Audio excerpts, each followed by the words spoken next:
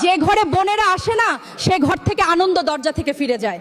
কারণ বোন শুধু একটি সম্পর্ক নয়, সে বাবা মায়ের প্রতিচ্ছবি। বোন হচ্ছে ভাইয়ের হৃদয়ের আলো এবং পুরো ঘরের রশ্মি।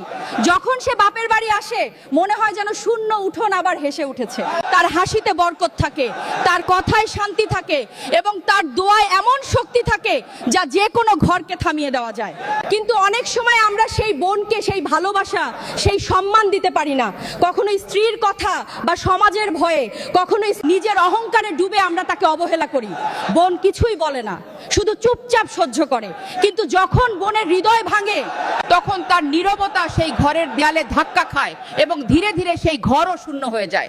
যদি আপনার সাথেও এমন কিছু হয়ে থাকে তবে আজই হৃদয় থেকে পুরনো অভিযোগগুলোকে একটি পুরনো মুদ্রার মতো দূরে ফেলে দিন। আপনার বোনকে আবার হৃদয়ে জায়গা দিন।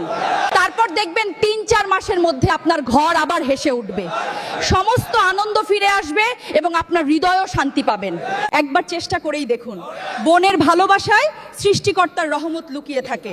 আর যদি এই কথাগুলো আপনার কাছে সত্যি মনে হয় তবে এই ভিডিওটি শেয়ার করে দিন, যাতে করে অন্য কোনো বোন ও ভাই আবার হাসতে পারে।